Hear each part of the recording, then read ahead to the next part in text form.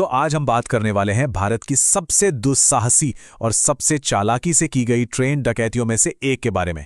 ये एक ऐसी पहेली थी जिसने देश के सबसे तेज तर्रार जांचकर्ताओं को भी पूरे 2 साल तक उलझाए रखा। चलिए सीधे इस केस की सबसे बड़ी मुश्किल पर आते हैं। सोचिए जरा, एक ट्रेन का डिब्बा जो अंदर से पूरी तरह से सील है, उसमें करोड़ों रुपए रखे हैं, और मजे की बात यह है कि ठीक बगल वाले डिब्बे में हथियारबंद गार्ड्स पहरा दे रहे हैं। इसे लूटना नामुमकिन सा लगता है ना? तो सवाल यही था कि आखिर ये हुआ कैसे। जवाब इतना सिंपल और इतना शॉकिंग था कि किसी ने सोचा भी नहीं था। लुटेरे साइड से या दरवाजे से नहीं, बल्कि ऊपर से आए थे, और बस इस एक लाइन ने पूरी इन्वेस्टिगेशन का रुख ही मोड़ दिया। तो चलिए कहानी को शुरू करते हैं, लेकिन डकैती के दिन से नहीं, बल्कि उसके अगले दिन से, जब ये सब कुछ सामने आया। तारीख थी 9 अगस्त 2016। चेन्नई के रेलवे यार्ड में सलीम चेन्नई एक्सप्रेस का वो सील बंद पार्सल कोच खोला जाना था। बाहर खड़े अधिकारियों को जरा भी अंदाजा नहीं था कि दरवाजा खुलते ही उनके होश उड़ने वाले हैं। देखिए, इस डिब्बे में कोई मामूली सामान नहीं था। इसमें थे पूरे 442 करोड़ रुपए। ये सारे पुराने और गंदे नोट थे जिन्हें रिजर्व बैंक ऑफ इंडिया नष्ट करने के लिए एक जगह से दूसरी जगह भेज रहा था, और ये सारा कैश 226 लकड़ी के बक्सों में बंद था। अंदर जो नजारा था वो किसी के भी होश उड़ा दे। डिब्बे की छत में एक चौकोर छेद कटा हुआ था, बिल्कुल सफाई से।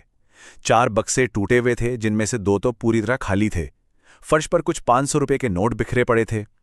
सब कुछ इतना अजीब था। बाहर से सब कुछ सुरक्षित, लेकिन अंदर से लूट हो चुकी थी। कुल 5.27 करोड़ रुपए गायब थे। इन्वेस्टिगेटर्स के लिए ये एक खुली चुनौती थी। अब जाहिर सी बात है, इतना बड़ा केस, तो इन्वेस्टिगेटर्स पर प्रेशर तो आसमान छू रहा था।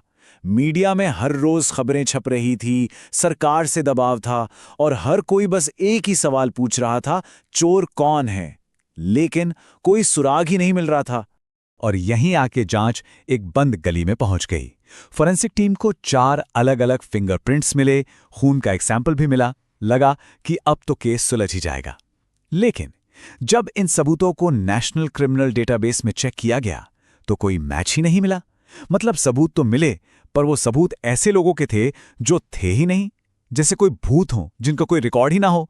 और फिर दिन हफ्तों में बदले, हफ्ते महीनों में, और देखते देखते लगभग 2 साल गुजर गए। अंदर के किसी आदमी से लेकर लोकल गैंग्स तक हर एंगल से छानबीन हुई, लेकिन नतीजा सिफर। 2018 की शुरुआत तक ये मामला फाइलों में दबकर एक कोल्ड केस बन चुका था। लेकिन कहते हैं ना, जब सारे रास्ते बंद हो जाते हैं, तब एक नई खिड़की खुलती है। जब फिजिकल सबूतों से कुछ नहीं मिला, तो टीम ने एक बिल्कुल अलग दिशा में सोचना शुरू किया। उन्होंने सोचा, अगर चोरों ने कोई फिजिकल निशान नहीं छोड़ा तो क्या हुआ, कोई डिजिटल निशान तो जरूर छोड़ा होगा। और यहीं पे एंट्री हुई एक कमाल की टेक्नोलॉजी की, जियोस्पेशियल मैपिंग। अगर आसान भाषा में समझें तो इसका मतलब है कि किसी खास इलाके के मोबाइल डेटा का नक्शा बनाना। टीम ने फैसला किया कि वो डकैती वाली रात ट्रेन के पूरे रास्ते पर जितने भी मोबाइल टावर थे, उन सब का डेटा खंगालेंगे। तो अब पूरी की पूरी स्ट्रैटेजी बदल दी गई। फिंगरप्रिंट्स और खून के नमूनों को छोड़कर अब शिकार मोबाइल नंबर्स का हो रहा था। जांचकर्ता अब उन डिजिटल परछाइयों के पीछे थे जो चोर अनजाने में छोड़ गए थे। और इस नई सोच ने काम करना शुरू कर दिया। इस डेटा ड्रिवन अप्रोच से वो नतीजे मिलने लगे जिनका 2 साल से इंतजार था। धीरे धीरे वो अदृश्य चेहरे सामने आने लगे जिनकी पुलिस को तलाश थी। और यहीं पर इन्वेस्टिगेटर्स को वो मिला जिसकी उन्हें तलाश थी। लाखों फोन कॉल्स और डेटा पॉइंट्स के समंदर में उन्हें एक पैटर्न मिला।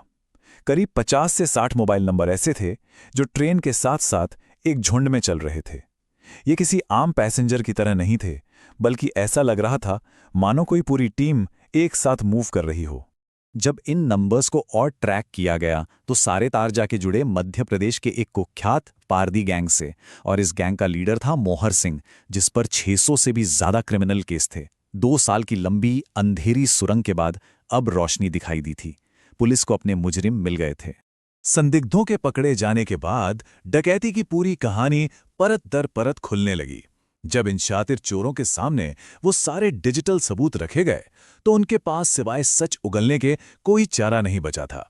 तो चलिए जानते हैं, उस रात उस चलती ट्रेन में असल में हुआ क्या था। मतलब ये कोई आम चोरी चकारी नहीं थी, ये तो एक पूरा फिल्मी ऑपरेशन था। गैंग ने ट्रेन का वो हिस्सा चुना जहां ऊपर बिजली के तार नहीं थे। चलती ट्रेन की छत को गैस कटर से काटा, 2 लोग अंदर गए, सिर्फ उन्हीं बक्सों को खोला जिनकी जानकारी उनके पास पहले से थी और पैसे लेकर गायब हो गए। सब कुछ परफेक्ट कोऑर्डिनेशन के साथ किया गया था। और ये देखिए, इससे पता चलता है कि गैंग कितना प्रोफेशनल था। उनके पास 342 करोड़ रुपए लूटने का मौका था, लेकिन उन्होंने लिए सिर्फ 5.78 करोड़। ऐसा क्यों? क्योंकि वो जानते थे कि उनके पास सिर्फ 30 से 45 मिनट का वक्त है और वो उतना ही कैश लेना चाहते थे जिसे आसानी से ले जाया जा सके। ये लालच की नहीं, बल्कि प्लानिंग की चोरी थी। एक मिशन था जिसे पूरा करना था। तो केस तो सुलझ गया, गुनाहगार भी पकड़े गए, लेकिन इस पूरी कहानी का असर कहीं ज्यादा गहरा था। इस एक डकैती ने पूरे सिस्टम को हमेशा के लिए बदल दिया। चलिए देखते हैं कि इस घटना से क्या सबक सीखे गए। इस एक डकैती ने इंडियन रेलवे और आरबीआई को हिलाकर रख दिया और उन्हें मजबूर किया कि वो अपनी सुरक्षा को नए सिरे से देखें। अब कैश ले जाने वाले डिब्बों के अंदर हथियारबंद गार्ड तैनात होते हैं, हर कंसाइनमेंट पर जीपीएस ट्रैकिंग होती है और जिन रास्तों पर बिजली के तार नहीं हैं, वहां खास निगरानी रखी जाती है। ये एक बहुत बड़ा और जरूरी बदलाव था। तो आखिर में ये केस हमें एक बहुत बड़े सवाल के साथ छोड़ जाता है। आज के डिजिटल दौर में, जहां हम सब अपने डिजिटल परछाई छोड़ते चलते हैं, क्या वाकई कोई भी जुर्म हमेशा के लिए अनसुलझा रह सकता है? ये मामला तो यही बताता है कि शायद वक्त लगे, लेकिन टेक्नोलॉजी और सही दिशा में की गई मेहनत से बड़ी से बड़ी पहेली भी सुलझाई जा सकती है।